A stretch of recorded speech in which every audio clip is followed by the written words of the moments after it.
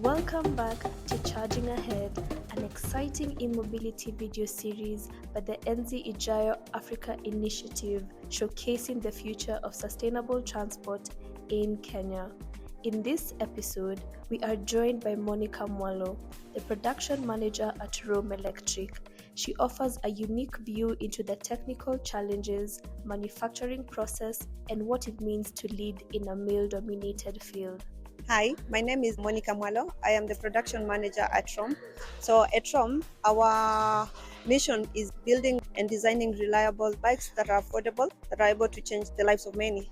As the production team, our main goal is to produce quality bikes and meet the demand out there. So, what are the key stages involved in the process from start to finish? Okay, so once we receive our parts from our suppliers, they go through inspection at IQC to ensure that the components are up to spec. And then from receiving, they're received into the main warehouse. And then we get them through assembly orders, and then we pre-assemble the parts before they go to the main line. So in the main line, you'll notice that from station 1 to 4, we are doing more mechanical. We are touching the motors, we are touching the wheels, we are touching the handlebars. And then when you get to station 5, we are doing the connections now, the electrical bit starts. After that, we also attach the battery compartment and also the space tank. What kind of testing or quality checks do the bikes go through before they leave the factory? During production, we're working very closely with the quality team. So they have to check at each station to make sure that there are no defects and they're producing quality bikes. So when they get at end of line, there's some static tests that are done there. We have to check to ensure that the indicators, all the electrical components are working. We have to also do a test where one of the quality engineers has to ride the bike to just ensure that everything is okay. Does Rome manufacture or assemble its electric bikes or both? I would say both. For the electrical components like the motor, the controller, we usually get those from China.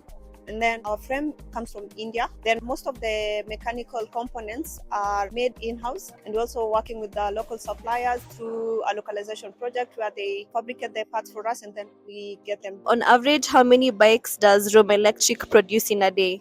Currently, our capacity is 15 bikes in a day, but we have designed our production in a modular way in such a way that if we want to increase production, we can increase the number of shifts or the number of lines. What do you believe sets Rome bikes apart from others in the market? So what I believe sets our Rome apart from others in the market is the fact that we've designed it with the customer in mind. We have our dual batteries that give you more range compared to other bikes in the market, and also you get full ownership of the batteries. You also get a universal charger that you can use it anywhere. You can also charge it in your house. And then most of our components, like I've mentioned, are locally manufactured. So in terms of getting spare parts, it's easy to get them.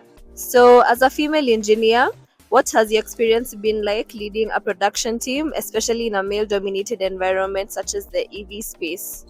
So my experience as the production manager at Rome has been good. I'm working with very good team of talented people. I'm also getting support from my boss, which also helps me a lot when I'm doing my job. Having a background in mechanical engineering has really helped me in leading the team and also learning a lot. What are some of the technical challenges you face during production? So the biggest challenge we face in production is delays in getting parts, and then that affects our daily production output. Monicah's walkthrough of Rome's production line revealed the precision, challenges, and innovation behind every electric motorbike. Her story underscores the role of local manufacturing in advancing sustainable mobility and the importance of representation in shaping the future of tech and transport. Together, these episodes show how Rome Electric is redefining two-wheeler mobility in Kenya from concept to creation. Up next, we head to the policy table with the President of E-Mobility Association of Kenya, Hesbon Mose.